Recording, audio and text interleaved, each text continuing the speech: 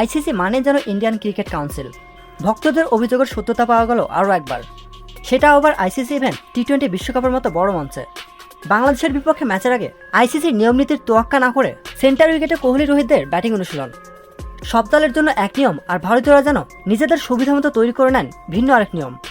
ম্যাচের আগের দিন যে উইকেটে রোহিত কোহলিরা অনুশীলন করছেন, এই উইকেটেই হয়েছিল বাংলাদেশ অস্ট্রেলিয়া ম্যাচ। প্রশ্ন উঠেছে, ম্যাচ ভেন্যুতে ম্যাচের জন্য তৈরি করা উইকেটে প্র্যাকটিস করার নিয়ম আছে কি? উত্তর হলো না। মেইন উইকেট তো দূরে থাক, উইকেটের চারপাশে অনুশীলন করারই কোনো নিয়ম নেই। তাহলে এমনটা কিভাবে করছে ভারতীয় দল? ভারত যেখানে সেন্টার উইকেটে ব্যাটিং প্র্যাকটিস ছাড়ছে, সেখানে উইকেট দেখারই সুযোগ পাচ্ছে না বাংলাদেশ দল। অস্ট্রেলিয়া ম্যাচের আগে ফিল্ডিং অনুশীলন করলেও উইকেট দেখতে দেওয়া হয়নি টাইগারদের। উইকেট না দেখেই ম্যাচ খেলতে হয়েছে টিম বাংলাদেশকে। ভারত ম্যাচের আগে তো অনুশীলন সেশনই নেই শান্ত সাকিবদের।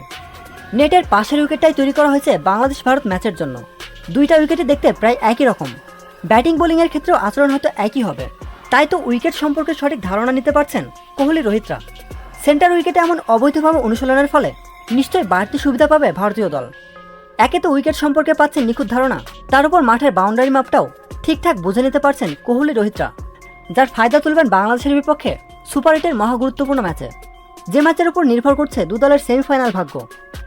এমনিতেই ভারতকে বাড়তি সুবিধা দিতে রোহিতের সব ম্যাচ রাখা হয়েছে দিনের আলোতে। খেলার সূচিতেও প্রত্যেক ম্যাচের আগে নিজেদের ঝালিয়ে নেওয়ার জন্য সুযোগ পেয়েছে তারা। সুপার 8-এ যেখানে প্রত্যেক দলের জন্য 2 দিনে 2টি ম্যাচ রাখা হয়েছে, সেখানে রোহিতদের জন্য আলাদা নিয়ম। প্রত্যেক ম্যাচ খেলার আগে কোহলিরা বিশ্রাম পাবেন কমপক্ষে 1 দিন করে।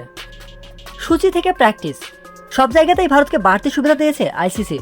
আইসিসির এমন বিমাতা সুলভ আচরণের জন্য সমালোচনায় পড়তে হয় সংস্থাটিকে। ভারতকে জেতাতে না পারলে যে টুর্নামেন্টের টিআরপিতে ভাটা পড়বে আইসিসির, তাই যে কোনো মূল্যে ভারতকে বাঁচিয়ে রাখার চেষ্টা চালায় আইসিসি।